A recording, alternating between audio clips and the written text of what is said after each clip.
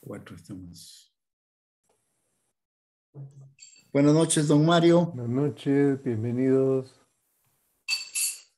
Pero usted está en un curso. No, pero tengo una manera de salir de los estudiantes. Para dormir, tiene hora para dormir.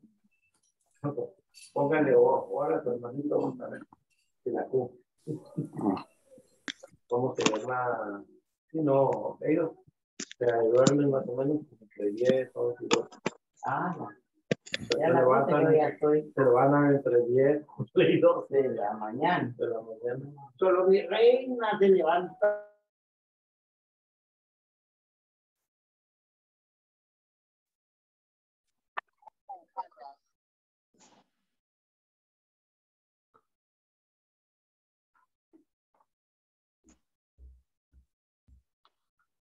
Don Carlos, don Mario, buenas noches. Buenas noches, bienvenido.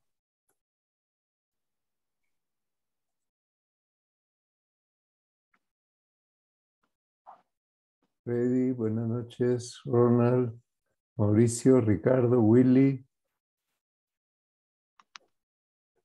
A ustedes las buenas noches, don Mario. Gusto Aquí saludarlo. A la orden. Buenas noches, Leo, don Mario. buenas noches.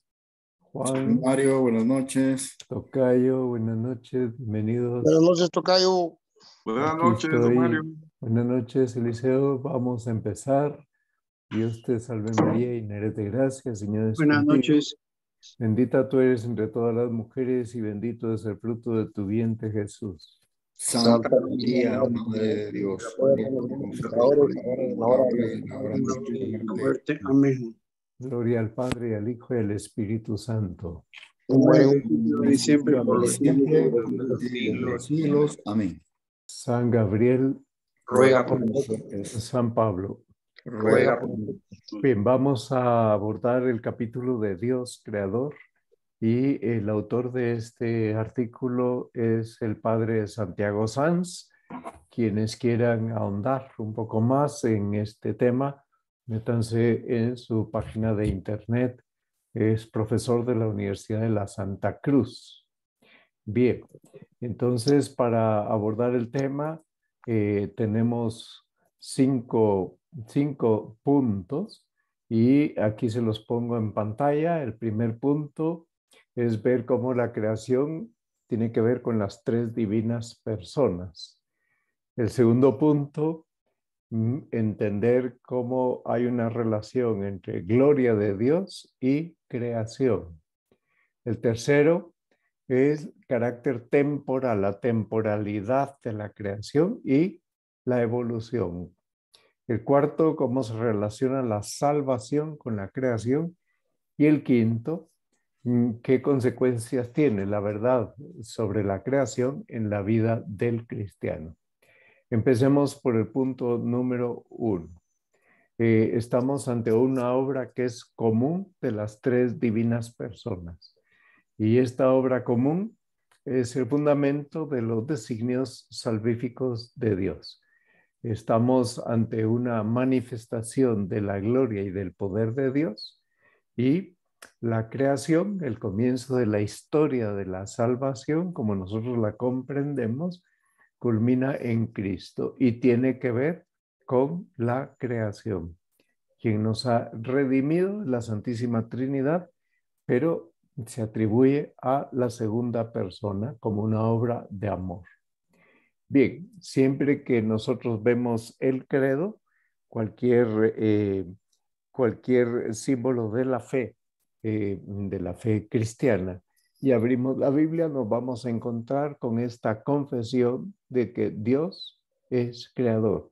Por tanto, partimos de esa fe. Estamos en teología y por tanto en teología analizamos los datos de la revelación, los analizamos a la luz de la fe. Bueno, entonces la creación ya nos responde a lo que uno se plantea, porque uno tiene muchos interrogantes sobre de dónde vengo y a dónde voy. Por tanto, todo ser humano, tarde o temprano, se va a plantear esos grandes interrogantes y conviene meditar sobre ellos porque nada es ajeno, nada es casualidad. Por tanto, nuestra creación está relacionada directamente con nuestro Creador y tenemos un principio en Dios Creador y vamos hacia nuestra patria definitiva, que es el cielo. Ahora, esta noción específica de la creación está relacionada con la revelación judeo-cristiana. Y otras tradiciones no comprenden, no captan esta noción específica como la captamos nosotros. Entonces estamos ante un misterio de fe, pero un misterio que es accesible a la luz de la razón. Por tanto, la creación es también razonable, tiene inteligibilidad. Bueno, ¿qué es lo que esto quiere decir? Lo vamos a ver a continuación. Pero así como hizo San Pablo en el Areópago de Atenas, y lo leemos en el libro de los Hechos, cuando tuvo que hablar a aquellos hombres politeístas, pues para hablar con los politeístas, San Pablo lo que hizo fue recurrir a apelar a la inteligencia de los que le escuchaban para que vincularan a Dios con la creación. Y les dijo que venía a hablarles del que ha creado cielos y tierra. Bueno, pues con mucha frecuencia cuando queremos introducir una conversación, tenemos que hacer que la gente reflexione sobre la maravilla de la obra de la creación.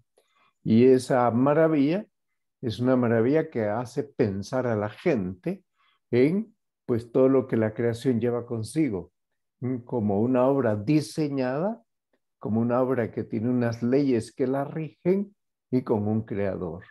Bueno, entonces vamos a distinguir entre el acto creador y la realidad creada.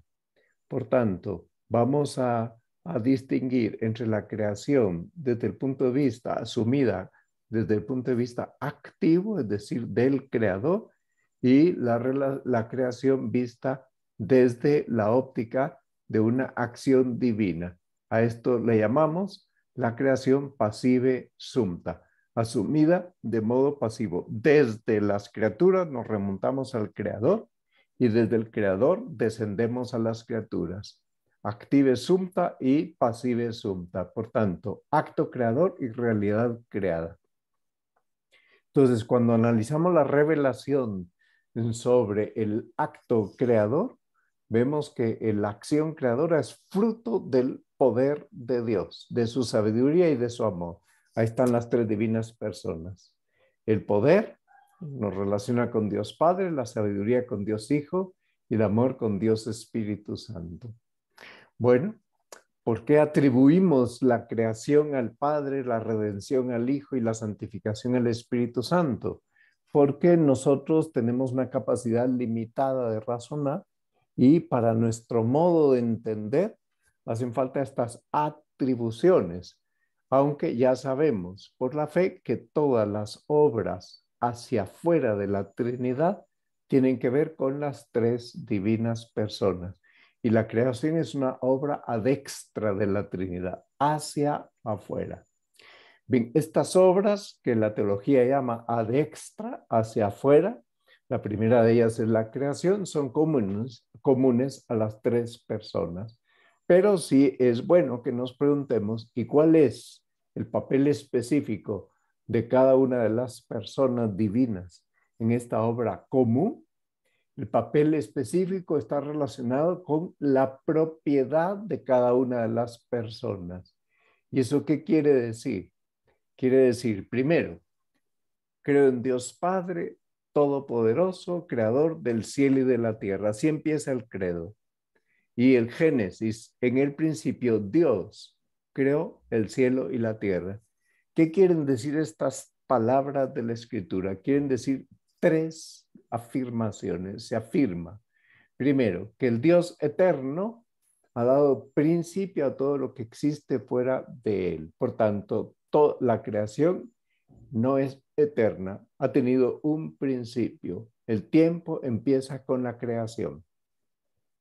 El único que puede crear es Dios, porque el único que puede sacar algo de la nada, de donde no hay nada, es el creador cuya potencia es infinita. Entonces, la totalidad de lo que existe depende de aquel que les da el ser.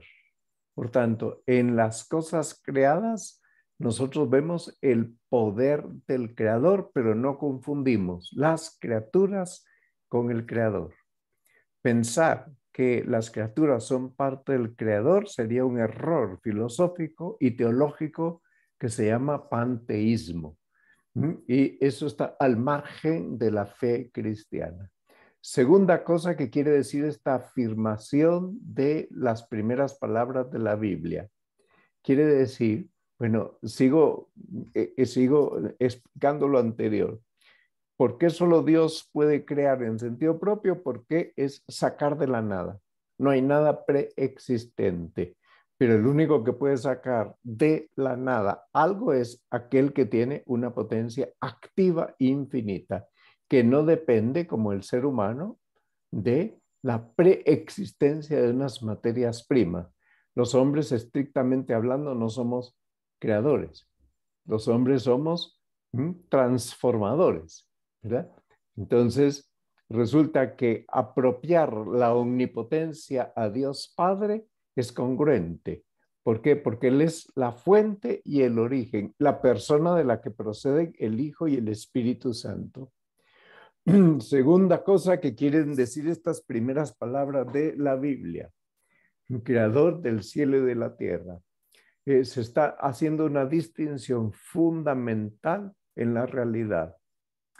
No confundamos a Dios con las criaturas. Esto es una novedad. ¿Por qué? Porque en los primeros siglos, esos dos polos, materia y espíritu, daban pie a unas visiones que son irreconciliables. ¿Verdad? O la visión materialista en contra del espiritualista, o la visión dualista en contra de la monista, ¿verdad? O la materia es mala y el espíritu es bueno, o hay dos principios eternos, uno divino y otro humano, o uno divino y otro material y malo, por tanto.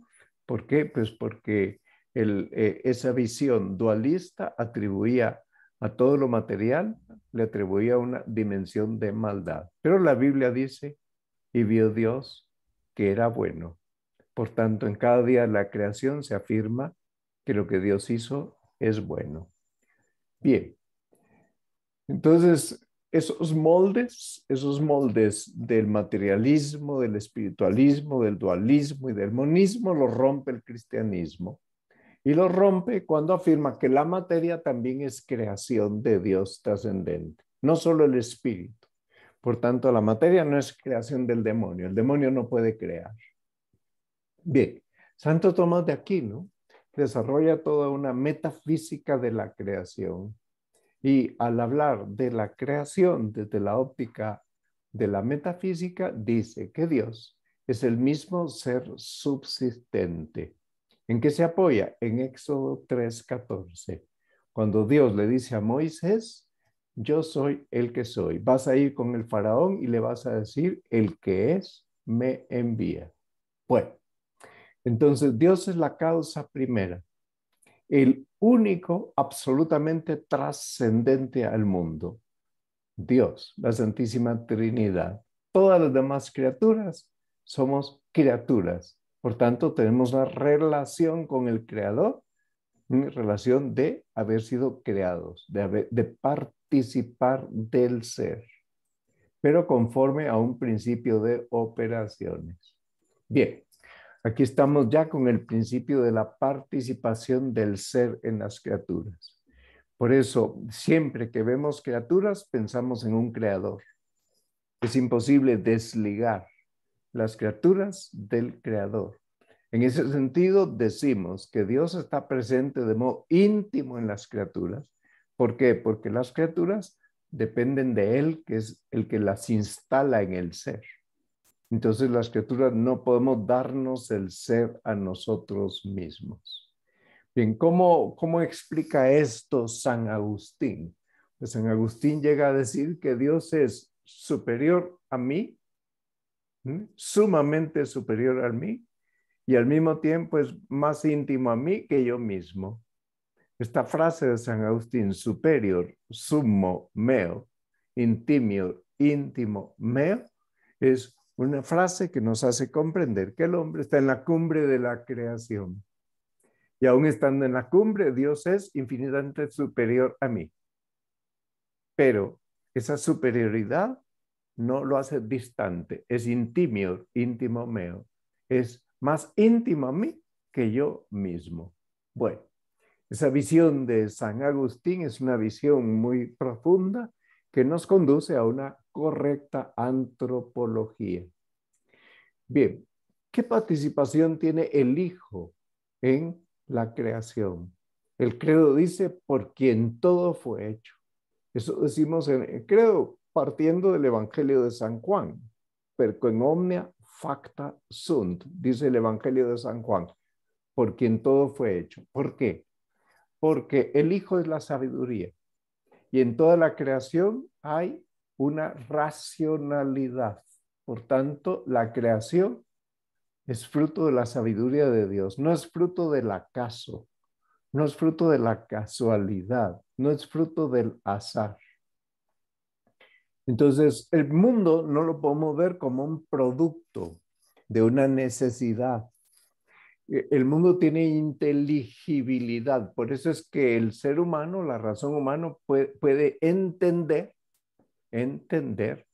puede participar en la luz del entendimiento divino, la única criatura del mundo visible que participa en la luz del entendimiento divino, y desde esa luz puede captar, le va a costar, pero puede captar que si es humilde y si respeta al Creador y su obra, puede captar la racionalidad de las cosas creadas. Tienen unas leyes internas, hay una razón de ser. En las cosas creadas no hay casualidad, hay una sabiduría profundísima. Claro, en donde se nota esto con más intensidad es en la creación del ser humano. Mira, los médicos van estudiando y cada vez profundizan más. Por eso que un médico se declare ateo es una barbaridad, porque está viendo una obra de Dios muy elevada. Bueno, entonces en el Nuevo Testamento se identifica al Hijo con el Logos, es decir, con la sabiduría.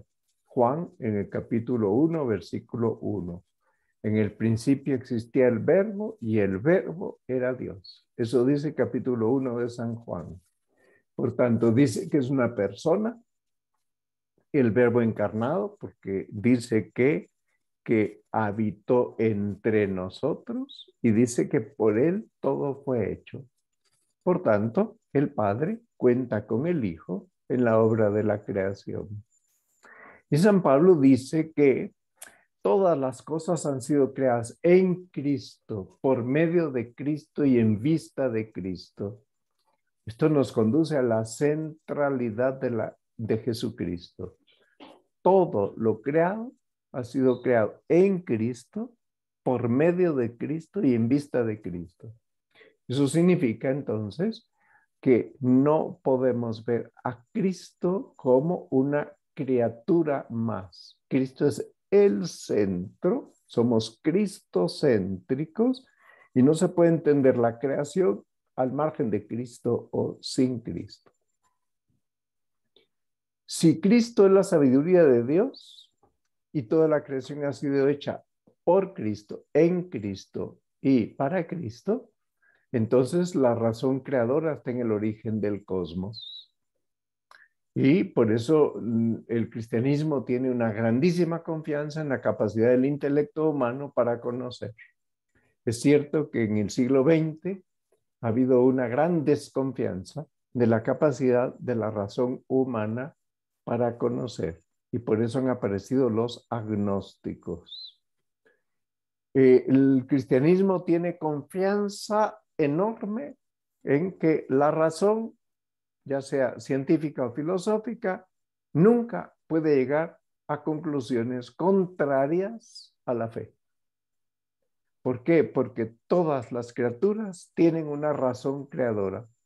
En todas las criaturas, en su origen, en el origen del cosmos, tanto la parte científica como la parte filosófica se encuentran con un creador, se encuentran con una causa primera, se encuentran con un creador.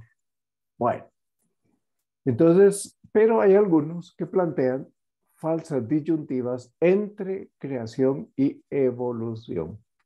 Vamos a verlo en la diapositiva siguiente al explicar qué es la epistemología.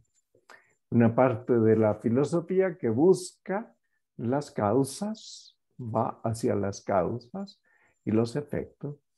Entonces, resulta que si la epistemología que usamos distingue los ámbitos propios de lo que son ciencias naturales, de lo que procede de la fe, pero además comprende que en la filosofía hay un elemento de mediación, porque las ciencias tienen un método y un objeto propio, pero no pueden cubrir todo el ámbito de la razón humana. Hace falta un razonamiento filosófico.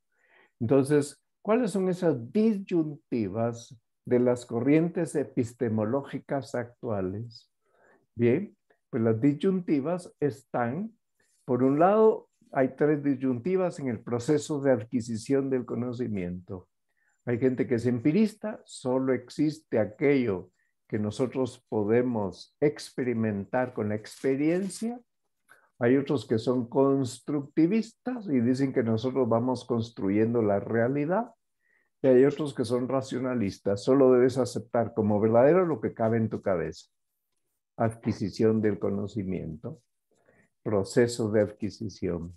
Pero la posibilidad de conocer, hay tres corrientes actuales: el escepticismo, el solipsismo y el relativismo. El escéptico, ¿verdad? No podemos conocer nada. El solipsismo, bueno, yo de lo único que no puedo dudar es de mí mismo, ¿verdad? No puedo dudar de que yo existo. De todo lo más, todo lo demás lo cuestiono, pero duda de todo, dirá Descartes, pero no dudes de ti mismo. O sea que el solipsismo viene a ser una consecuencia del racionalismo. Y el relativismo, no hay verdades permanentes, todas las verdades son transitorias, cada uno tiene derecho a su verdad. Bueno, entonces la parte de la filosofía que estudia los principios, los fundamentos, la extensión y los métodos del conocimiento humano se llama epistemología. Entonces nosotros, desde la fe, vemos el mismo mundo que miran la ciencia, la biología, la química, ¿ya?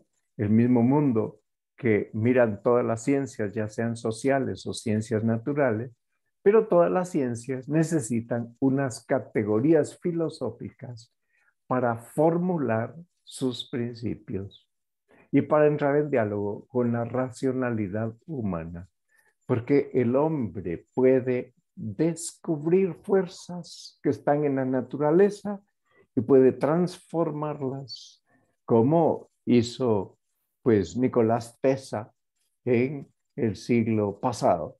Pues sí, ¿verdad? Es un revolucionario de la electricidad, más revolucionario que pues Alva Edison y más revolucionario de aquel empleado suyo italiano que se atribuía la invención de la radio. Bueno, entonces hay unas categorías filosóficas que usamos para la formulación de las ciencias. Si nuestras categorías filosóficas están equivocadas, son empiristas, son relativistas, son escépticas, son solipsistas, son constructivistas o son racionalistas, vamos a llegar a un planteamiento de las ciencias que está marcado por esas categorías filosóficas equivocadas. Entonces la Iglesia busca el diálogo con la razón. Existe una academia pontificia de la ciencia. ¿Y por qué la Iglesia busca el diálogo con la razón? Porque existe en una razón consciente de su carácter creado. Por tanto, la razón no se da a sí misma la existencia. La razón nuestra no puede disponer completamente del futuro. Uno puede haber medicina preventiva, sí. Puede predecirse qué va a ocurrir observando los astros, sí. Se pueden predecir tsunamis, sí, por la pura observación. Y sin embargo, esa capacidad de predecir nunca es una capacidad absoluta y nunca podemos abarcar completamente el futuro.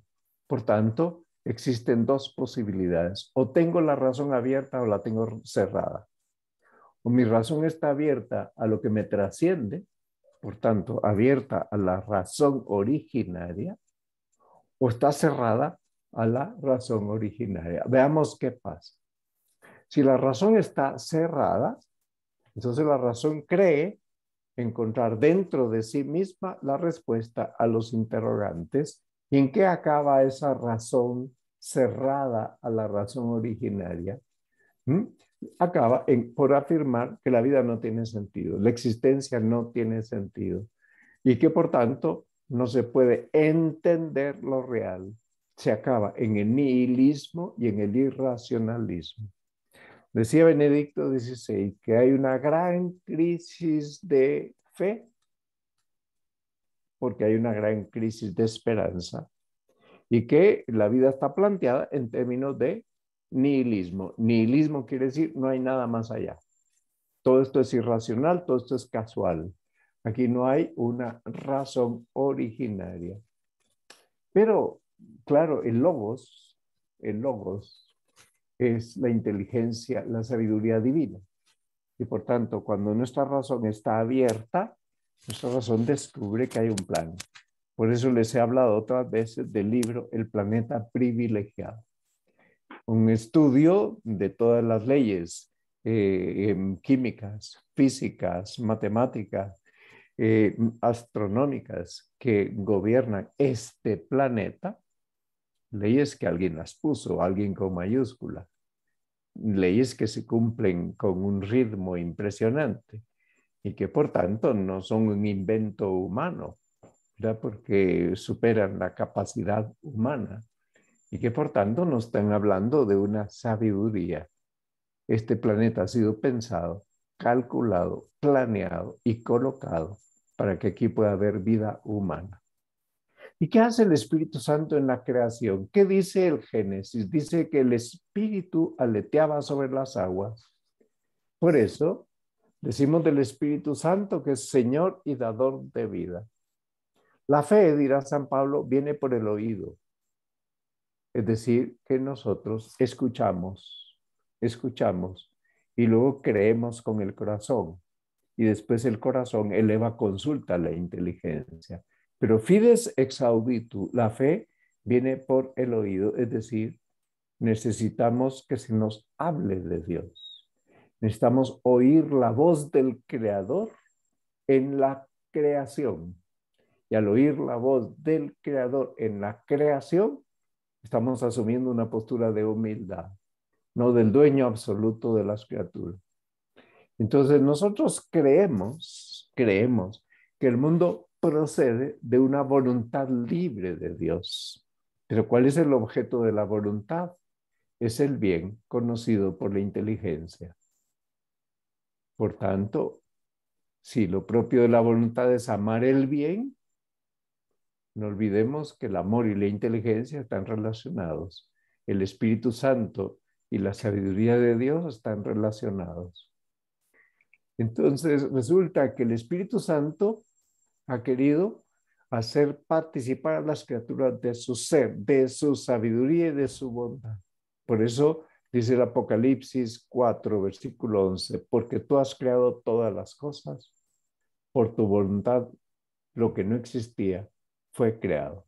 Por tanto, hay un acatamiento del hombre que baja la cabeza ante el Creador y acepta. Ok. El Salmo 145 dice que bueno es el Señor para con todos y sus ternuras sobre todas sus obras. Por tanto, cuando el Génesis dice y vio Dios que era bueno, del día 1 al día 5 concluye cada día de la creación con esa fórmula, pero el día 6, cuando crea al hombre, dice, y vio Dios que era muy bueno. Por tanto, añade un muy, muy bueno a la expresión respecto de sus anteriores obras. Esto significa que el hombre está en la cúspide de la creación. Entonces, si esto es un don, si la creación es, Dios la quiere como un don, como un regalo, podemos entender la creación como un regalo de amor. Y si es un regalo de amor, en la bondad de la creación, toda la creación es buena. Vemos la actuación del Espíritu Santo, que como dice el Génesis, aleteaba sobre las aguas. Por tanto, si el Espíritu Santo es la persona don del Padre y del Hijo, el Espíritu que mi Padre y yo les enviaremos, así se expresa Jesús. Estamos ante un amor subsistente entre el Padre y el Hijo. Es un amor que subsiste desde la eternidad. El Padre ama tanto al Hijo que el Hijo responde reciprocidad con un amor tan eterno y tan intenso que ese amor eterno del Padre al Hijo, amor eterno del Hijo al Padre, es una persona, el Espíritu Santo. Entonces Dios no creó el mal. Por tanto, cuando vemos que hay males, que hay defectos, que hay accidentes en la naturaleza, estamos detectándolo porque falta el bien debido a la naturaleza. Y dentro de esa falta del bien debido podemos percibir un plan todavía superior que nos hace comprender cómo esa ausencia del bien debido conduce a un bien superior. Bueno, entonces la Iglesia cree y confiesa que el Espíritu Santo también es creador y lo llama Señor y dador de vida. Dador, el que da la vida, fuente de todo bien.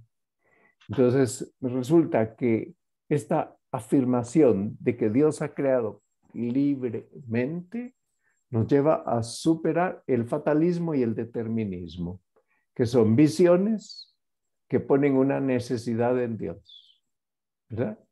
Por tanto, los fatalistas, pues ponen una necesidad en Dios. Dios tenía que hacer algo que desembocara en el caos.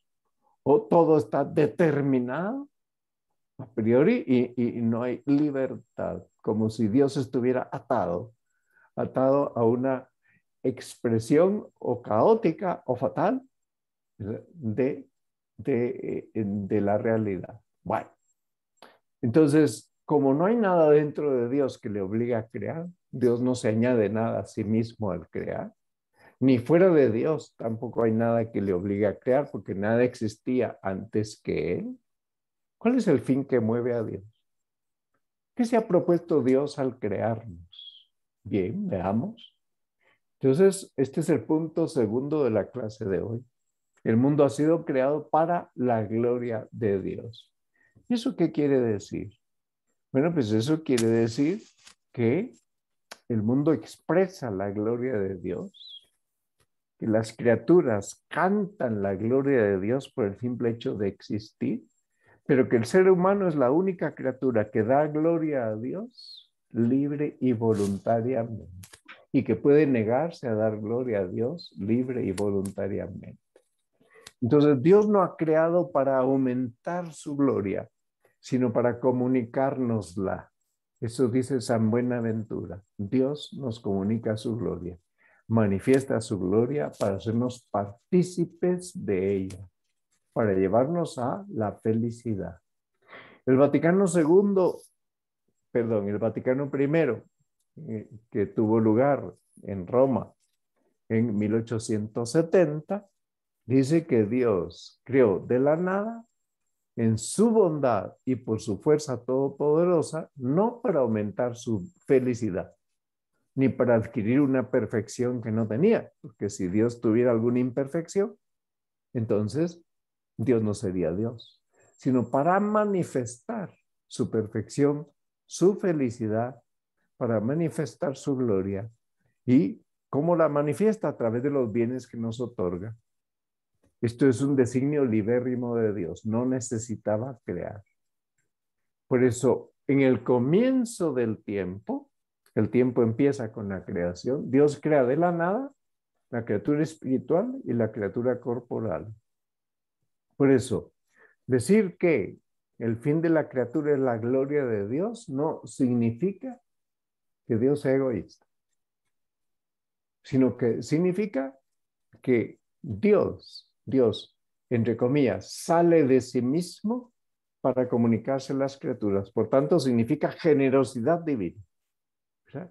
Sale de sí mismo, comunica su gloria a los demás para hacer partícipes a sus criaturas de su gloria. Entonces, ¿en qué consiste la gloria de Dios? En que se manifieste, se realice esa manifestación y esa comunicación de su bondad. O sea, que el mundo ha sido creado por el amor de Dios, pero ha sido creado inteligentemente. Entonces, Dios nos comunica su bondad inteligentemente. ¿Cuál era el fin con el ser humano? Hacernos hijos adoptivos. Dirá San Pablo en Efesios 1:5, por medio de Jesucristo, según el beneplácito de su voluntad, para alabanza de la gloria de su gracia. Y el catecismo explica, porque la gloria de Dios es el hombre vivo, no el hombre en pecado. El hombre vivo es el hombre que está en gracia. Y la vida del hombre es la visión de Dios. Pero solo es posible ver a Dios en esta tierra con la luz de la fe, viviendo en gracia. Bienaventurados los limpios de corazón, porque ellos verán a Dios, dice la Escritura, una de las bienaventuranzas. Y la visión eterna de Dios es la vida eterna. Por tanto, la vida eterna podremos ver a Dios sin obstáculos, sin interferencias, sin interrupciones. Entonces, no estamos ante principios opuestos. Eso sería una dialéctica. El dualismo de los maniqueos. San Agustín durante un tiempo antes de convertirse fue maniqueo. Los maniqueos piensan que hay un principio eterno del bien y otro principio eterno del mal. Que el bien coincide con lo espiritual, que el mal coincide con el material, con lo material, y que si el cuerpo es material, el cuerpo es malo. Tampoco estamos en los principios idealistas de Hegel. No, estamos afirmando la gloria de Dios como fin de la creación. Por tanto, no estamos en el plano de las ideas, estamos en el plano de las realidades. Todas las realidades son buenas, han salido buenas de las manos de Dios, han salido buenas. Entonces, no, la creación no es negar al hombre, sino que la creación es indispensable para que el hombre se realice. Por tanto, el hombre solo se realiza donándose, así como Dios nos ha donado a su Hijo y nos ha donado la creación. Entonces, cuando afirmamos con San José María que el optimismo cristiano hunde sus raíces en la exaltación de Dios y del hombre, pues que decía Benedicto XVI, que el hombre es grande solo si Dios es grande. Al margen de Dios, el hombre se haría absurdamente grande, caería en una grandeza atea, por tanto, contradictoria. Entonces, este optimismo y esta lógica nos hacen comprender que el bien es prioritario en términos absolutos. También en el caso de un ciego, si le faltan los ojos, y sin embargo el bien es prioritario. También la falta de ojos en ese ciego, si indica una carencia, le falta algo que él debería tener conforme a su naturaleza, pero ese no es un mal absoluto. El único mal absoluto es el pecado, porque nos priva de Dios. Entonces, resulta que si afirmamos la absoluta prioridad del bien, no estamos ciegos ante la presencia del mal en el mundo. No estamos diciendo que en el mundo no hay mal, que en la historia no hay mal. Por supuesto que de eso vamos a hablar en el tema quinto. Pero en este tema cuarto nos quedamos en la creación. Estamos poniendo las bases para poder hablar en el siguiente tema de cómo sí, en efecto, hay un motivo por el cual existen esos bienes y hay un motivo por el cual vemos esas carencias de bien. Pero, ¿cuál es la afirmación central del cristianismo? Que Dios todo lo ha creado para Cristo.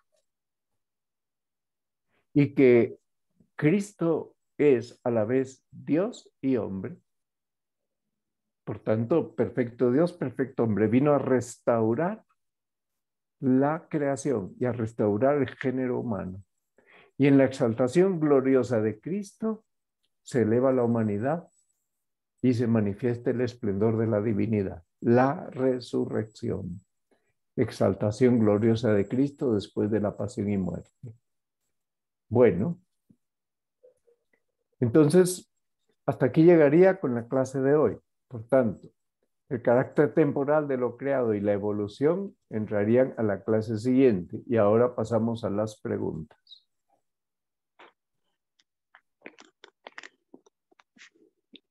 Vamos a ver. Buenas noches. Buenas noches.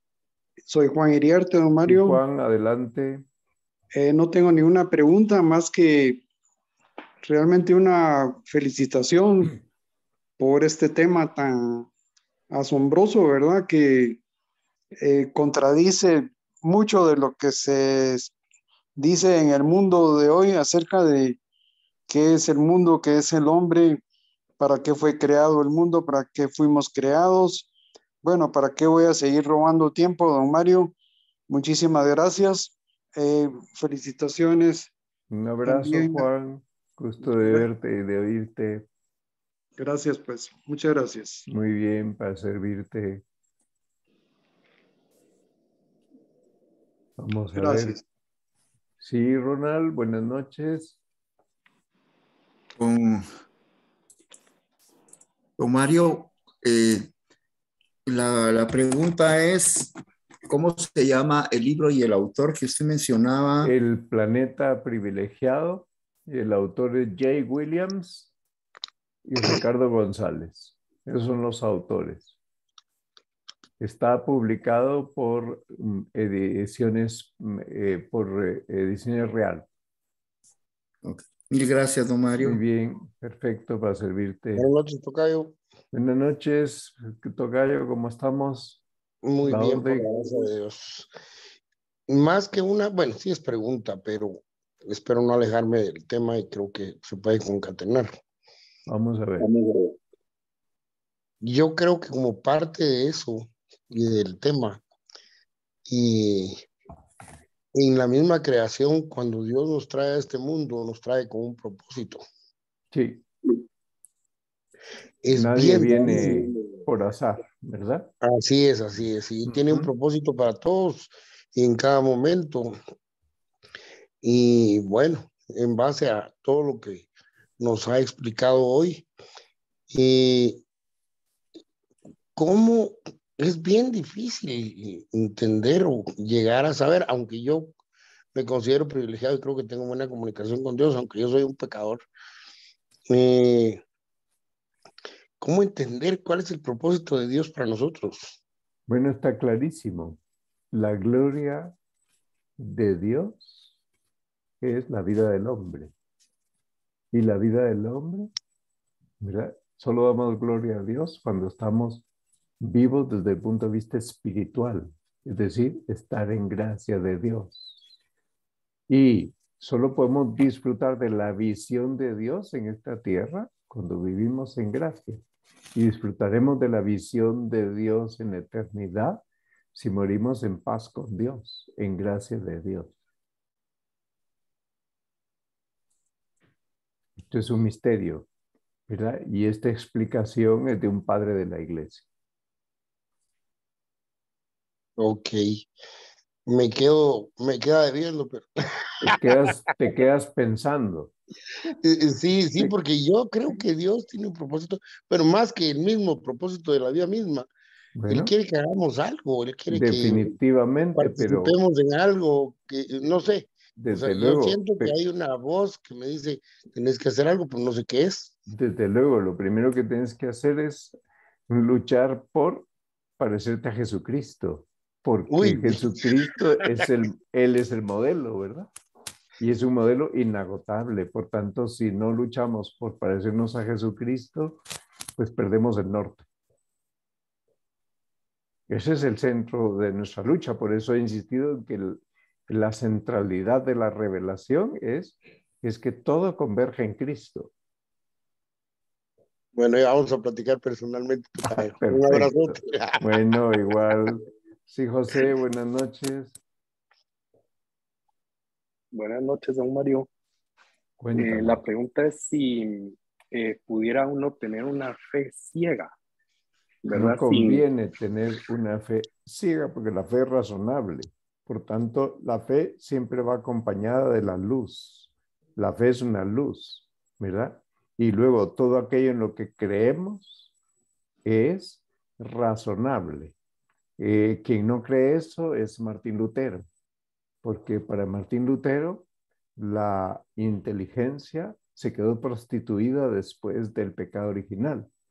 Por tanto, él sí plantea una vida fideísta en la que no es posible razonar la fe, pero nosotros no, ¿verdad? Nosotros no anteponemos la razón a la fe, pero la razón iluminada por la fe nos lleva a entender la revelación divina en lo que podemos entender dentro de nuestros límites actuales. ¿Ok? Clarísimo, don Mario, gracias. Muy bien. Charlie, buenas noches. ¿Qué tal, don Mario? Buenas ¿Cómo noches. estás? Bien, muchísimas gracias. Saludos a todos. Gracias. Don igual Mario, tú. entonces, se pensaría uno, o entiendo yo, que el propósito de uno en esta tierra es llegar a ser o llegar a estar en gracia total con Dios.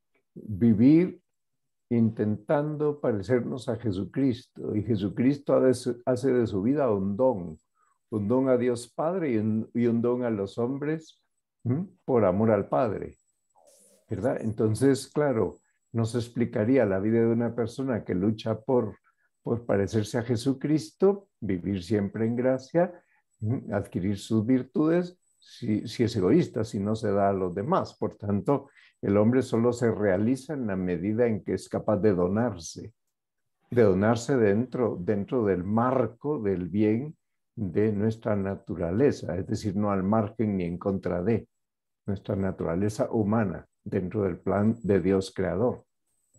Ya, pero entonces, digamos, uno como padre de familia, dar un buen ejemplo, ser un buen empleador, Desde luego. un buen esposo, etcétera, etcétera, demostrar al prójimo que sí, con su acción se parece a Dios. En efecto, porque el ámbito de nuestra santificación es el lugar donde Dios nos colocó. Por tanto, no podría haber una santificación al margen de la esposa, de los hijos, al margen de el trabajo que tengo, al margen de las personas que trabajan conmigo, porque entonces estaríamos planteando un divorcio entre la fe y la vida, y eso es irreal. Ok. Ok. Ya. Muy bien. Muy bien, gracias. Muy bien. Jesucristo santifica la vida ordinaria en el taller de Nazaret 30 años. Eso es admirable. Está haciendo la redención en Nazaret, ¿verdad? Muy bueno, bien. sí, como dijo alguien ahí, que era mejor la plática personal para poderle salir de unas dudas. Bueno. Está bueno, con gusto platicamos. Gracias, don Mario. Bueno, un abrazo. Buenas noches, hasta luego. Buenas noches. Muy bien, pues entonces terminamos nuestra clase, rezamos el Ave María, no veo más manos levantadas. Entonces, Dios te salve María, llena eres de gracia, el Señor es contigo, bendita tú eres entre todas las mujeres y bendito es el fruto de tu vientre, Jesús. Santa María, Madre de Dios, por nosotros pecadores, ahora y en la hora de nuestra muerte. Amén. Gloria al Padre, y al Hijo, y al Espíritu Santo. Como era en un principio, ahora y siempre, Por los siglos de los siglos. Amén. San Gabriel, ruega por nosotros. San Pablo, Ruega por nosotros. Santa María Esperanza, nuestro asiento de la sabiduría. Ruega por nosotros. No se olviden que hoy es el dulce nombre de María.